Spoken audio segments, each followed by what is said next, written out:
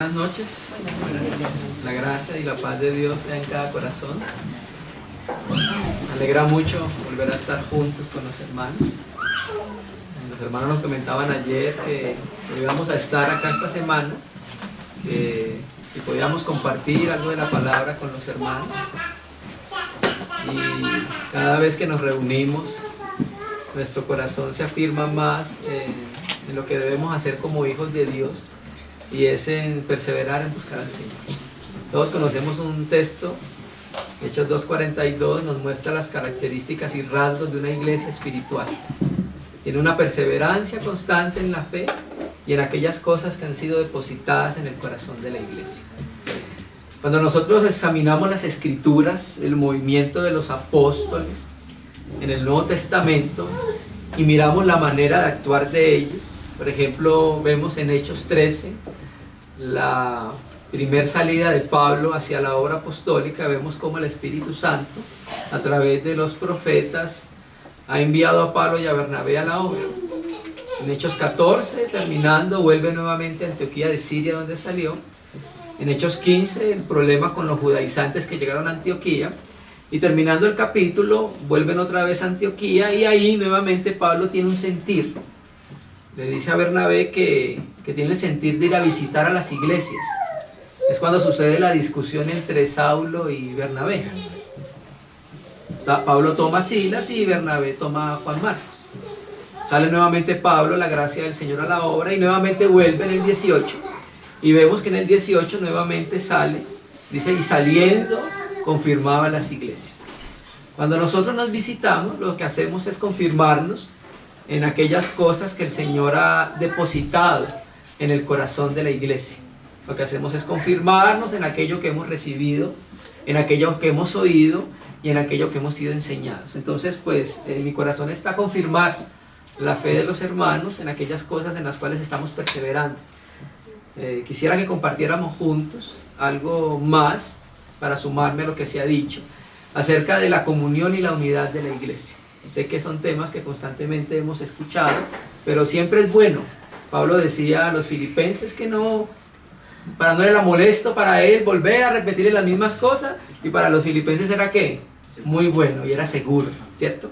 Entonces vamos a pasar nuevamente por nuestros pasos, vamos a volver a examinar aquellas cosas que están en la palabra, que creo que son muy importantes, fundamentales y primordiales para el testimonio de Jesucristo en cada ciudad. Hay algo que en las Escrituras nos muestra el propio Señor Jesucristo en Juan 17, y nos habla acerca de la trascendencia de la comunión de la iglesia y de la unidad de la iglesia. La comunión de la iglesia y la unidad de la iglesia no surge por esfuerzos y por ideas de los hombres. La comunión y la unidad de la iglesia es algo que es propio del ser de Dios. Dios es un ser que es en comunión. Dios es un ser que es una familia, donde está el Padre, donde está el Hijo, donde está el Espíritu Santo. Y en ellos siempre ha existido un relacionamiento de comunión eterna. Entonces, cuando el Señor Jesucristo en su oración sacerdotal en Juan 17 dice algo que nos revela a nosotros la importancia de la comunión y la importancia de la unidad de la iglesia. No es algo que se nos ocurrió a nosotros, es algo que está en el propio corazón de Dios. Y el Señor Jesucristo dice: Padre, oro no solo por estos, o sea, por los 12, sino en todos los que han de creer en mí por la palabra de ellos. O sea, el Señor hizo una oración hasta el final de los tiempos, por todas aquellas personas en todos los lugares, tiempos y edades que iban a creer en Él, por el testimonio de la palabra de los apóstoles. Henos aquí, también somos fruto de la oración del Señor. Y me llama mucho la atención lo que el Señor enfatiza en esa oración. Oraba por todos, para que todos fuéramos uno. Esa es la oración del Señor. Pero esa unidad y esa comunión de la iglesia no se deja a la imaginación del hombre. La comunión y la unidad de la iglesia viene de la revelación de los cielos, viene dada por el propio Señor.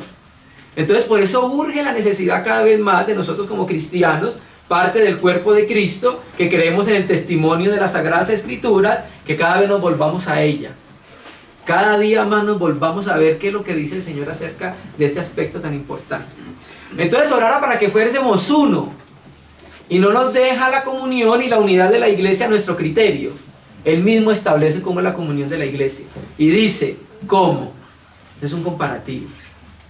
Y está diciendo cómo debe ser la comunión y la unidad de la iglesia.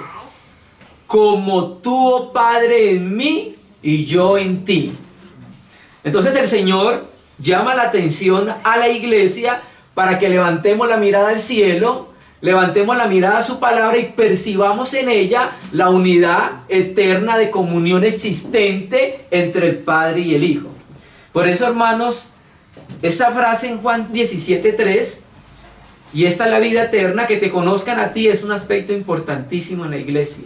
Porque al conocer a Dios, estamos conociendo toda la Trinidad. Y al conocer toda la Trinidad, estamos conociendo el relacionamiento de vida y de amor que hay entre ellos.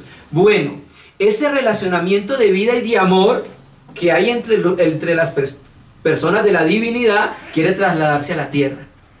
Y quiere hacerse visible y palpable ¿en dónde? En cada iglesia. Eso va a ser tocable, eso va a ser palpable en la iglesia. Entonces, cuando la iglesia, cada uno de nosotros, cada vez conozcamos al Señor, cada vez más conozcamos interiormente la comunión y la unidad existente entre las personas de la divinidad, entonces entre nosotros va a haber cada vez más un relacionamiento de comunión muy semejante al de Dios.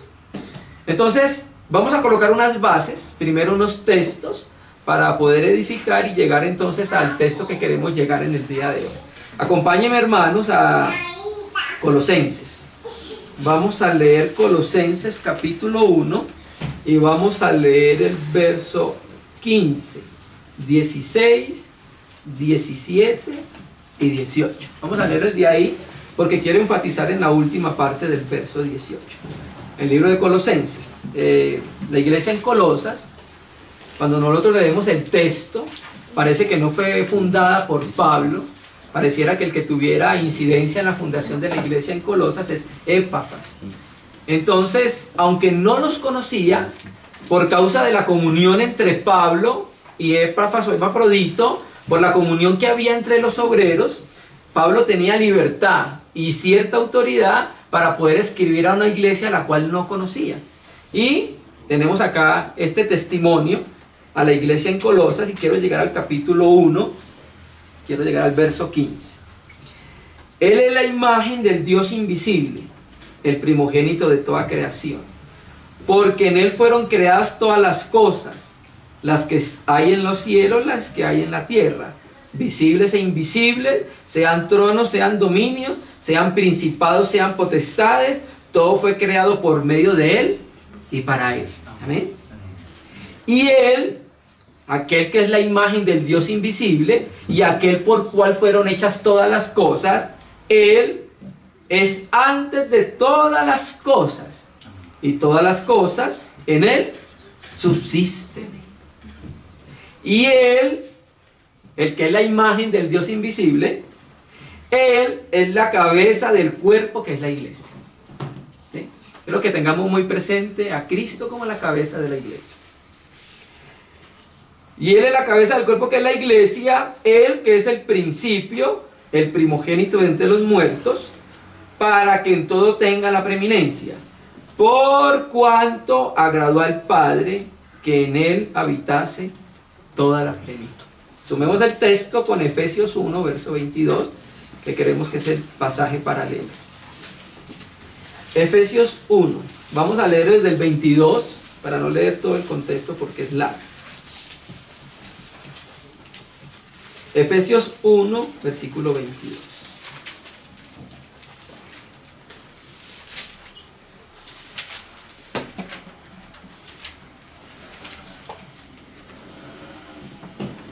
Efesios 1, 22. Y sometió todas las cosas bajo sus pies y lo dio por cabeza sobre todas las cosas a la iglesia. ¿Qué es la iglesia? La cual es su cuerpo, la plenitud de aquel que todo lo llena en todo. Estos dos versos, el primer texto en Colosenses, nos habla del pleroma divino. Nos habla de que el Padre puso en el Hijo toda la plenitud. El Padre colocó en su Hijo Jesucristo toda la plenitud. En Él se halla toda la plenitud de lo que Dios es. No hay nada de lo que Dios no sea que no esté en el Hijo. Y todo lo que es de Dios está en el Hijo. En Él se halla la plenitud. Pero recuerde que el último texto que acabamos de leer, mencionamos lo que dijo Pablo. Que el Hijo Jesucristo, aquí dice, ha llenado con su plenitud ¿a quién? A la iglesia, ¿cierto? El Padre da toda la plenitud al Hijo y el Espíritu Santo, el Padre y el Hijo a través del Espíritu Santo, cuando llegan al corazón de la iglesia, nos participan a cada uno de los creyentes de la plenitud de Dios. Por la presencia del Cristo inhabitante en nuestros corazones, nosotros ahora participamos de la plenitud de Dios. El pleroma significa llenar, hacer completo algo, ¿cierto? Entonces en el Hijo encontramos toda la perfección, todo el completamiento de lo que es el Padre. Y por causa de que Jesucristo está en nuestros corazones, en la iglesia se halla ¿qué? La plenitud de aquel que lo llena todo en todo. Entonces la iglesia, aparte de ser el cuerpo y la expresión de Jesucristo, es la que ha sido llenada por Él. La plenitud de Dios depositada en su Hijo y ahora está depositada en el corazón de la iglesia.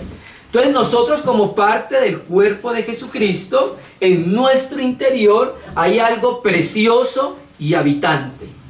Las riquezas del Padre son su Hijo, pero el Señor Jesucristo ha amado a la iglesia y Él mismo se ha dispensado en el corazón de la iglesia. La iglesia es el cuerpo.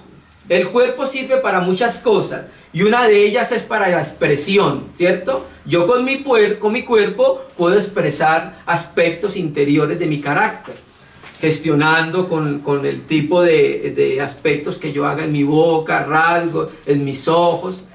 Lo mismo pasa con la iglesia. La iglesia es la que puede expresar la plenitud de lo que es Cristo. Recuerde que Cristo es excelso, es inagotable, ¿cierto? Es majestuoso. Entonces, para que Cristo pueda ser expresado eficazmente, necesita de muchos miembros. Y en cada miembro el Señor ha depositado algo muy especial. En cada parte del cuerpo de Cristo encontramos nosotros un aroma bien importante y bien especial, que se hace reconocer como Jesucristo nuestro Señor. Entonces vemos nosotros acá que el Señor ha llenado con su plenitud ¿a quién? A la iglesia. Dios ha llenado a Cristo con su plenitud y Cristo ha llenado con su plenitud ¿a quién? A la iglesia, ¿cierto? Entonces, por la presencia de Jesucristo en nuestros corazones, ahora nosotros participamos de esa plenitud.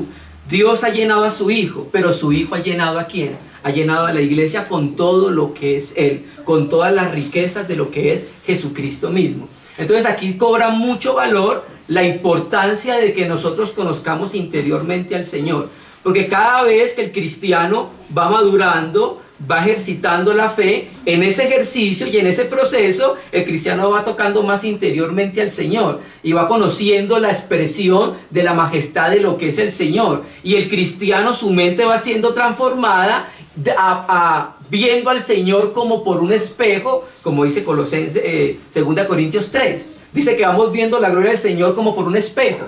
Recuerde que en el tiempo de los apóstoles, los espejos no eran como los nuestros, eran de cobre, ¿cierto? O de plata. Y no se veía como se ve hoy nuestra imagen en el espejo, sino que era más bien como borrosa.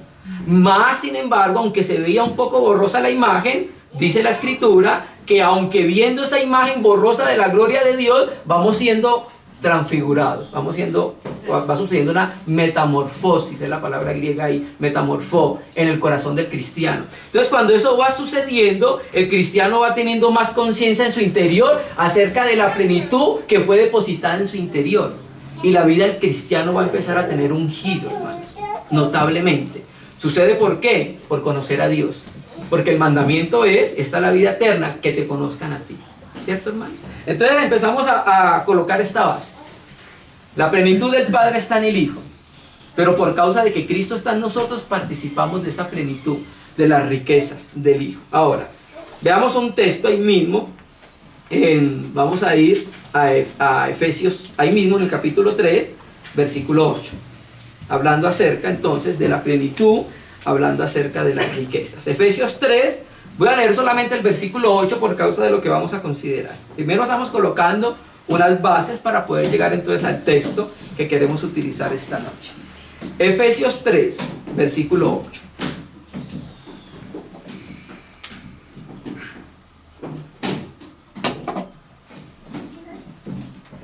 A mí, que soy menos que el más pequeño de todos los santos, me fue dada esta gracia de anunciar entre los gentiles el evangelio de las inescrutables riquezas de Cristo.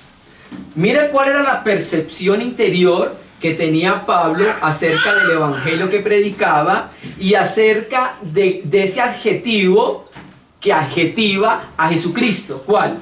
Inescrutables, ¿cierto? Esta palabra inescrutables significa insondables, incalculables. La Biblia Bober Cantera lo traduce como imposibles de rastrear, ¿cierto? Entonces el apóstol Pablo nos dice que él ha recibido una gracia. Y por recibir esa gracia, eso le permite a él comunicar esta gracia, ¿cierto? ¿Cuál gracia? De anunciar el evangelio de las inescrutables riquezas de Cristo.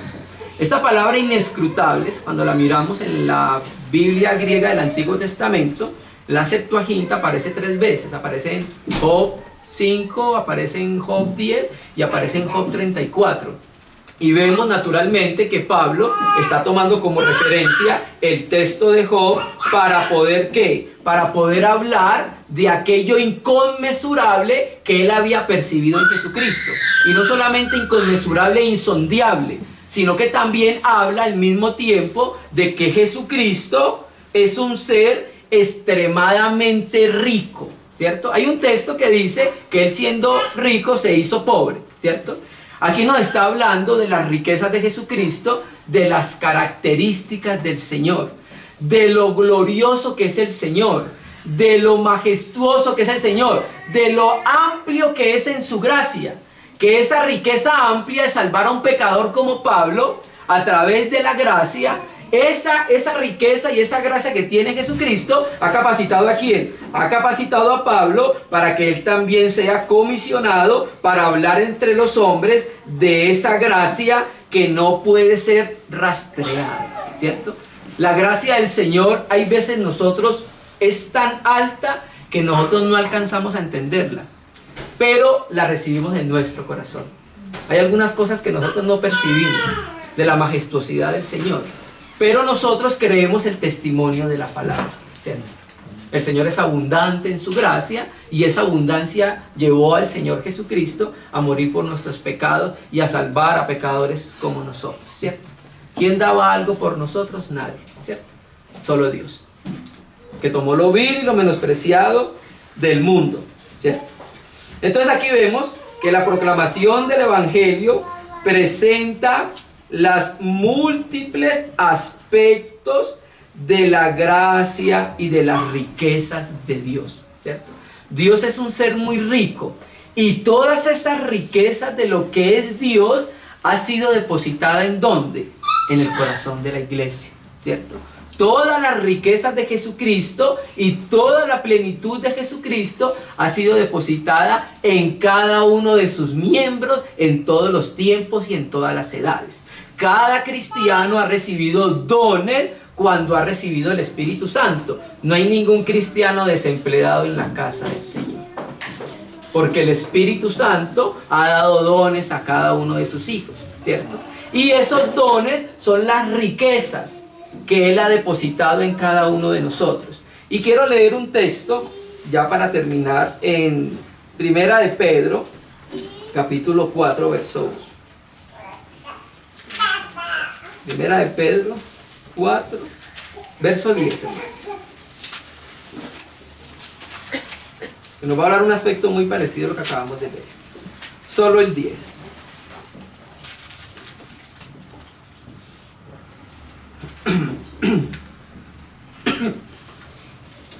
Primera de Pedro 4, verso 10. Lo tenemos, hermano.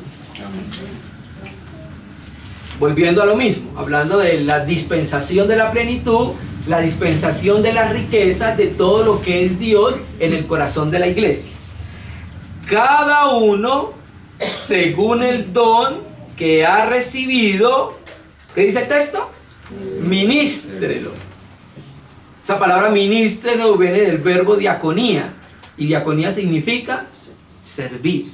O sea que con lo que Dios ha depositado de su riqueza y su gracia en nuestro corazón, con eso ¿qué hacemos? Servimos a los demás. ¿Para qué? Para la edificación de la iglesia. Cada uno con el don que ha recibido, ministrelos a los otros, como buenos ecónomos, administradores. ¿De la qué? Multiforme gracia de Dios. Aquí Pedro nos dice que nosotros hemos recibido algo de parte del Espíritu Santo. Y nos dice que con eso que hemos recibido es que vamos a servir en la edificación de la casa de Dios.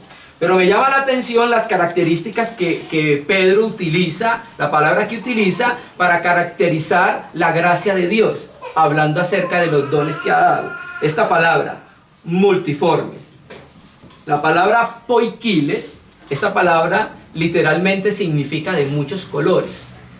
Esta palabra tú la encuentras en la Septuaginta cuando Jacob estaba viendo las ovejas, ¿recuerda? Y entonces salieron unas de diversos colores. Dice Génesis 30:39. Esa palabra diversos colores en la Septuaginta es la misma palabra griega que aparece acá como poikiles, ¿sí? Para que entendamos esta palabra, miremos por ejemplo la piel del leopardo. La piel del leopardo es una piel de distintos colores, no es un único color. Entonces esta palabra nos habla a nosotros de que la gracia de Dios en nuestra vida tiene muchas formas de expresión, porque el Señor tiene una muy variada manera de operar en cada uno de los miembros del cuerpo de Cristo. Por eso habla de la multiforme gracia de Dios. O sea que hay variadas expresiones del servicio por los dones dados a la iglesia. De acuerdo a esos dones que se ha dado, dice el texto que tenemos que hacer, servirlos, ¿cierto? Cada uno con lo que recibió, de acuerdo al llamamiento, de acuerdo al don, con eso lo va a colocar al servicio de los hermanos para que juntos seamos edificados mutuamente, ¿cierto? Entonces aquí estamos hablando de la plenitud, estamos hablando de la riqueza y estamos hablando de la multiforme gracia, de los diferentes dones y de todo lo que Dios ha dado a la iglesia para expresión de diferentes servicios en la casa de Dios. Entonces colocamos esto como base para llegar al texto que queremos considerar el día de hoy. Vamos a ir a Corintios, Primera de Corintios, capítulo 1, hermanos.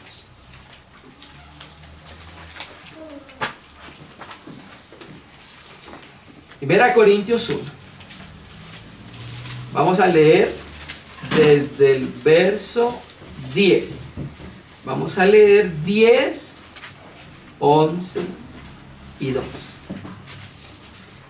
No vamos a leer 10, 11, 12 y vamos a leer el 3.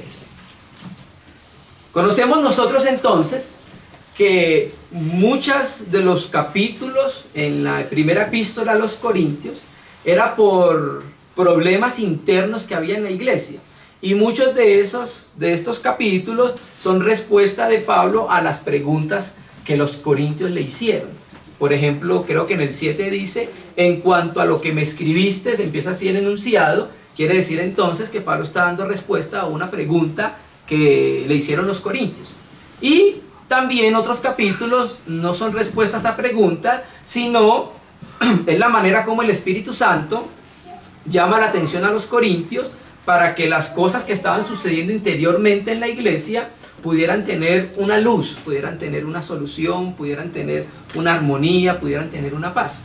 Entonces vamos a leer del verso 1. Ya vemos que en el capítulo 1, 2 y 3, el apóstol vemos cómo empieza a tratar el problema primero de la iglesia. ¿Cuál era? División. Ese era el primer problema. Entonces Pablo empieza a decirle, bueno, saludo a todos los de Corintios, y a todos los que están acá ya, y con todos los que en cualquier lugar invocan el nombre del Señor, Señor de ellos y nuestro. Ya con eso Pablo empieza a decirle que Jesucristo no solamente es Señor de ellos, sino que también hay alguien más que también invoca el nombre del Señor y Él también es Señor de ellos, así como en los Corintios. Y llegamos al versículo 10.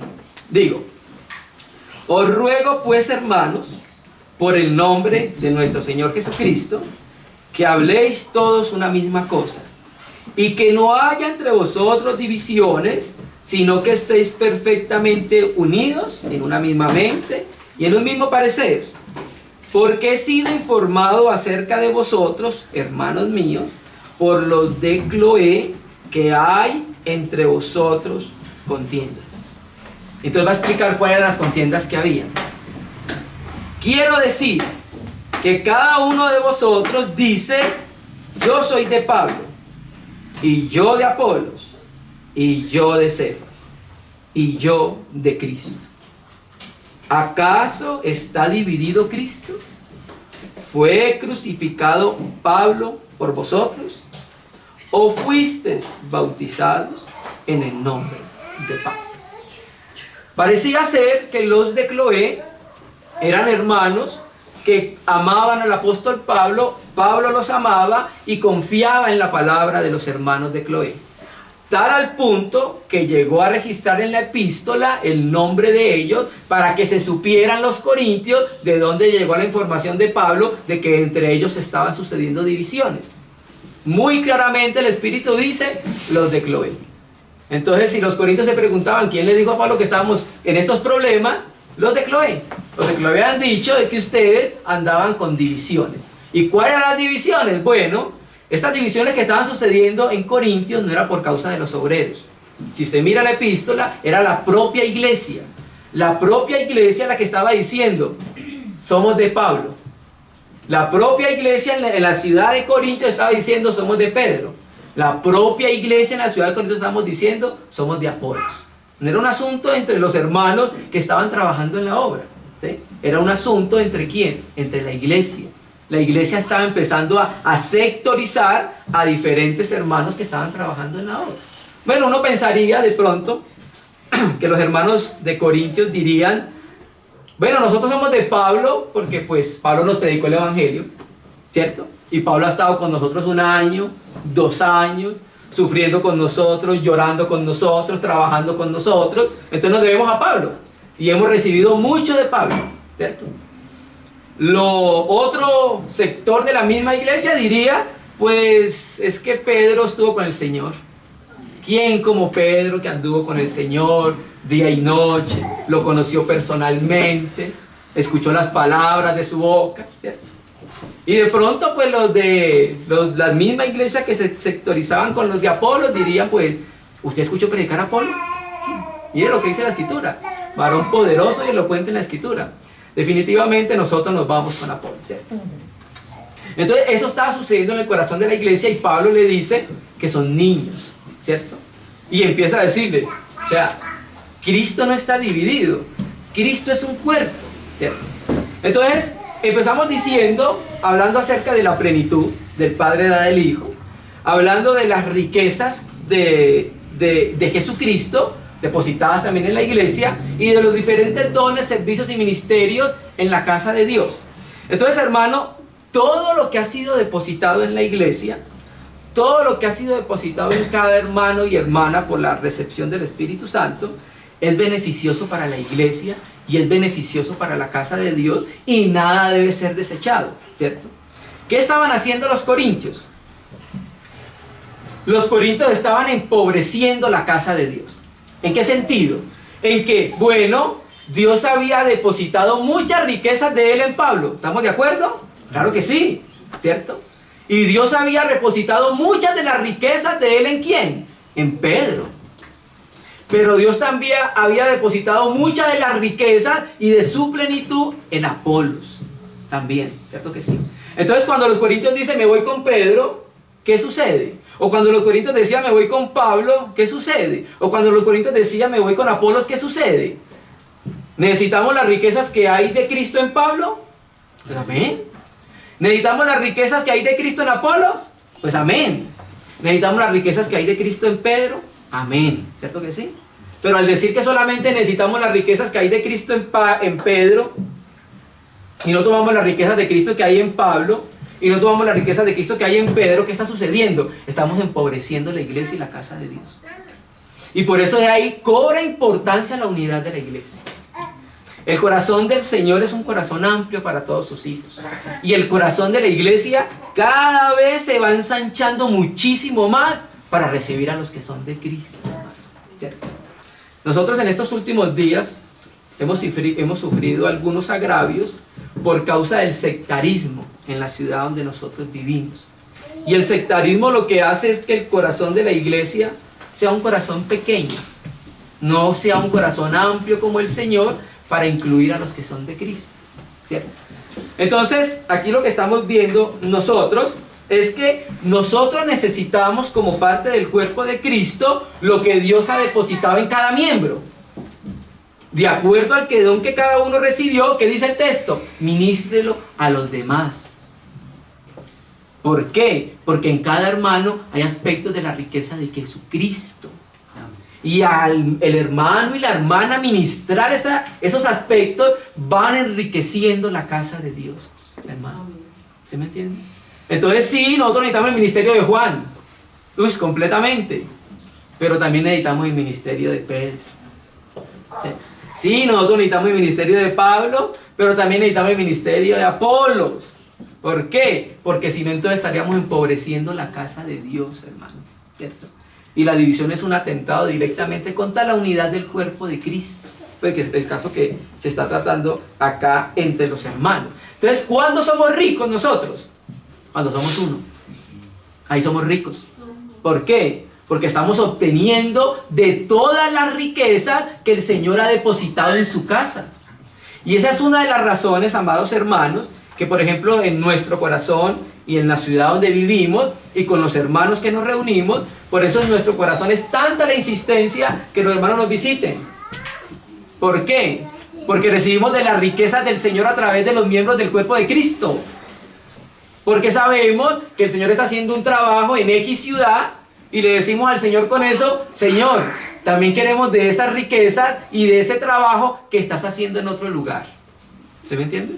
¿Estamos entendiendo? Entonces estamos hablando acerca de la importancia de la comunión y de la unidad en el corazón de la iglesia. Yo sé que son cosas en las cuales nosotros ya hemos considerado muchas veces, pero es bueno volver a pasar sobre nuestros pasos. Entonces Dios ha depositado su plenitud en su Hijo. El Hijo la plenitud del Padre. Pero el Padre ha depositado, Jesucristo está en nuestros corazones y ahí conoceremos nosotros la plenitud y las riquezas de Dios. ¿En quién? En la persona de Jesucristo. Entonces, cada vez que cada uno de nosotros como cristianos vamos acercándonos en un relacionamiento interior íntimo con el Señor y le vamos conociendo, cada vez nuestros ojos interiores se van abriendo a conocer cuán rico es el Señor. Las riquezas de Jesucristo de que hablaba Pablo. Pablo hablaba del evangelio, de las irrastreables riquezas de Jesucristo. O sea, no se pueden medir y cuantificar. Jesucristo. Por eso el mismo Efesios dice que nosotros podemos conocer el amor de Cristo. Pero no solo. ¿Con quién? Con todos los santos. La anchura, la profundidad, la longitud, la altura del amor de Dios no se puede conocer solo. ¿Por qué? Porque el Señor lo ha depositado en todo el cuerpo. Y al conocer un hermano precioso, al conocer una hermana preciosa, estamos conociendo aspectos del amor, características y rasgos de Jesucristo que nosotros no conocíamos, hermano. ¿Se me entiende? Entonces, cuando estamos juntos, cuando cada cristiano está permitiendo un trabajo del Espíritu Santo en su corazón, y cuando todos nos reunimos, ¿qué se refleja? La imagen de Dios. La imagen de Dios no se halla solamente en mí o en un hermano en particular. La imagen de Dios se halla en la iglesia, hermanos. La imagen de Dios es una imagen corporativa que la puede reflejar todo el cuerpo de Jesucristo. He aquí nuevamente la importancia de la comunión y la importancia de la unidad de la iglesia. ¿Sí? Entonces Dios ha dado muchas riquezas y aquí vemos entonces que termina diciendo el apóstol Pablo. Quiero decir que cada uno de vosotros dice, de los sectores, yo soy de Pablo, yo soy de Apolo, y yo de Cefas, y yo de ¿quién? De Cristo. ¿Sí? Ese de Cristo es válido en un aspecto. ¿En cuál? Cuando decimos que somos de Cristo, pero con todos los que son de Cristo. Si decimos, nosotros somos de Cristo, pero no, es que ustedes son de Pedro y Apolo, entonces no son de Cristo. No. Tiene su valor y realidad cuando decimos, somos de Cristo, pero con todos los que son de Cristo. No podemos dejar ni uno por fuera de los que son de Cristo. Hermano, pero es que no importa. Ustedes recuerdan, el Señor ahorita me está recordando, el caso sectario de Josué y los apóstoles. Recuerda que el Señor, creo que es en Números, no recuerdo si hermanos me ayudan, colocó del espíritu que había en Moisés sobre los ancianos y empezaron a profetizar. Y viene Josué y le dice, Señor Moisés, hay algunos fuera del campamento que están profetizando y no están con nosotros, impídeselos. Y Moisés le dice, pues, ojalá todos fueran profetas del Señor. Y lo mismo sucede en los tiempos de los apóstoles, cuando estaban algunos haciendo milagros, y entonces se le acercan los discípulos al Señor y le dicen, Señor, allí hay algunos que están haciendo milagros, pero no están con nosotros.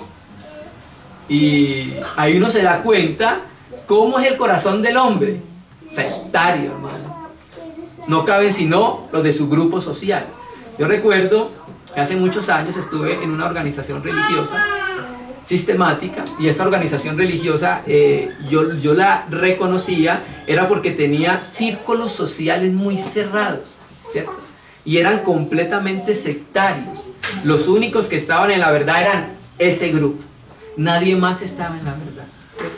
Entonces me recuerda el corazón de los apóstoles antes de la muerte y resurrección del Señor. Ya cuando el Señor resucita, ya cuando los apóstoles perciben aspectos espirituales, ya el corazón de los apóstoles cambia y también se empieza a ensanchar como el corazón de Dios, que es un corazón amplio para recibir a cada uno de los hijos de Él. Entonces vemos aquí a los apóstoles siendo un poco sectarios, ¿cierto? Porque no estaban con ellos, pues, y porque no hacían lo mismo que ellos, pues entonces no podían ser del Señor. Entonces el Señor, hermanos, cada vez que nos acercamos a la Biblia, llama la atención poderosamente a la comunión, ¿sí? A la unidad de la iglesia cada día más, porque el Señor se coloca Él mismo como el modelo. El modelo es el mismo. El modelo no es ningún grupo, no es ninguna organización, no es ninguna experiencia de nadie. El modelo de la comunión de la iglesia y de la unidad de la iglesia es ¿quién? Es el propio Señor. El propio Señor, la comunión, la intimidad, el amor, el relacionamiento íntimo que tiene el Padre con el Hijo a través del Espíritu Santo es el modelo de la comunión y la unidad de la iglesia, ¿cierto? Entonces por eso Pablo llamaba fuertemente la atención a los corintios, porque estaban tratando de destruir algo, el modelo que Dios había dado a la iglesia, ¿cierto?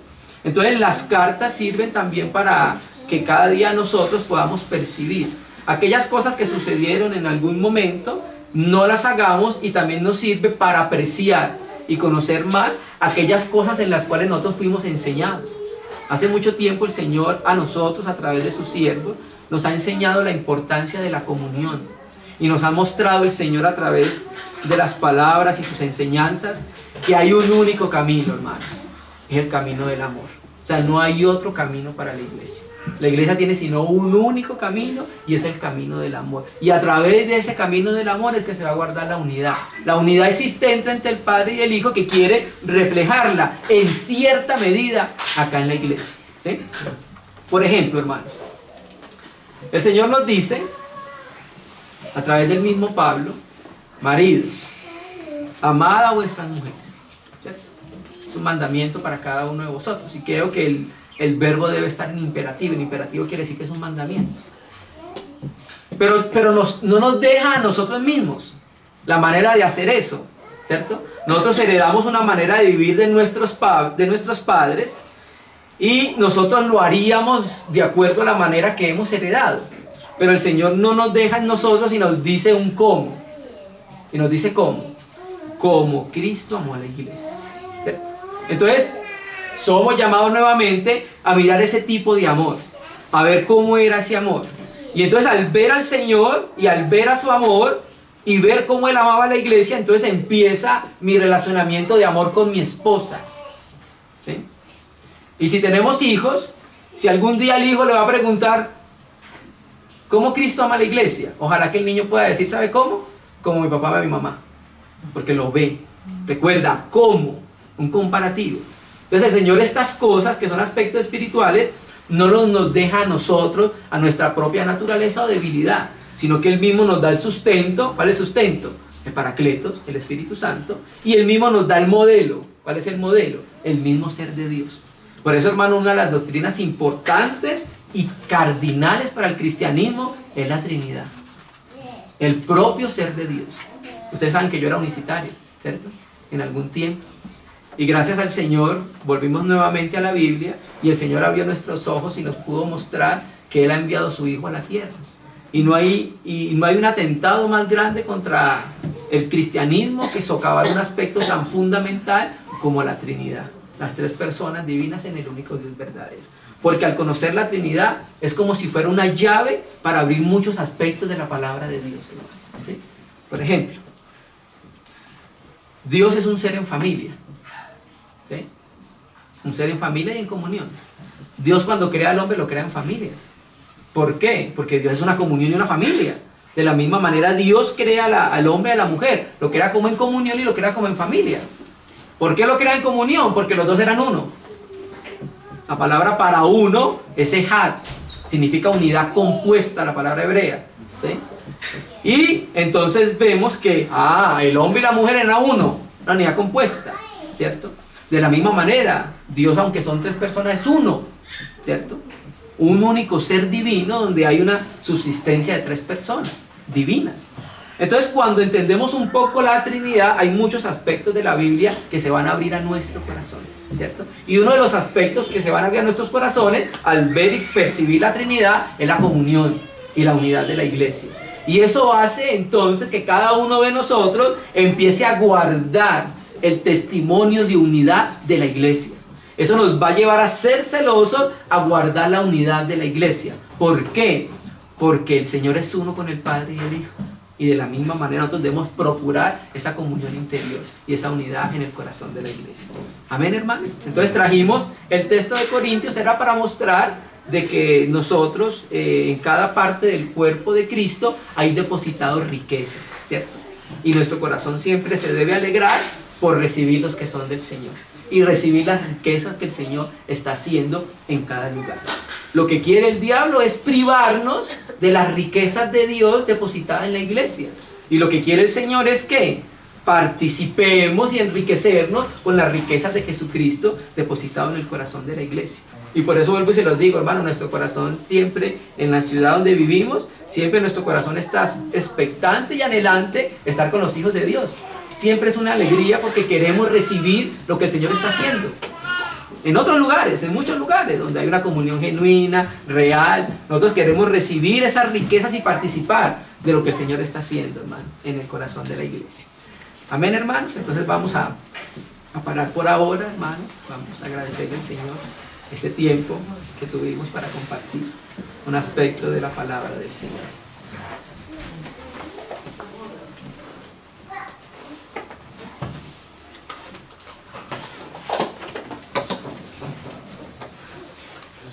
Gracias, Padre, por haber depositado, Señor, en la iglesia tantas cosas preciosas y excelsas, Señor. Hay muchas de ellas que aún no alcanzamos a percibir o a entender, pero las recibimos porque está en tu palabra, Señor. Gracias por haber depositado tanta riqueza en los miembros de tu cuerpo, Señor. Qué precioso, Señor. Qué precioso es trabajar, Señor, en pos de ti, Señor. Qué precioso eres tú al considerarnos a cada uno de nosotros, que aunque estábamos perdidos, tu gracia nos alcanzó, Señor. Y ahora al alcanzarnos has depositado muchas cosas preciosas en el corazón de la iglesia. Oh, queremos participar cada día más de todo eso, Señor. Queremos ser enriquecidos cada día más con toda riqueza proveniente de los cielos, a través de los miembros de tu cuerpo, Señor. Qué precioso tú, Señor. Queremos conocerte más íntimamente para poder ver lo glorioso, lo rico y excelso que eres, Señor. Ayúdanos, Señor, cada día más. Que cada día tu palabra sea guardada en nuestros corazones y que cada día seamos despertados en pos de ti, Señor. Te damos gracias. Queremos que a través de tu palabra tú seas honrado y tú seas conocido, Señor. Que nos ayudes a nunca distorsionar el testimonio de tu palabra, Señor. Te lo pedimos. Estamos con toda sinceridad delante de ti, Señor. En el nombre de Jesús te agradecemos, Señor, por estar juntos, Señor, como parte del cuerpo de Cristo, Señor. Queremos ser ricos siendo uno, Señor. En el nombre de Jesús. Amén.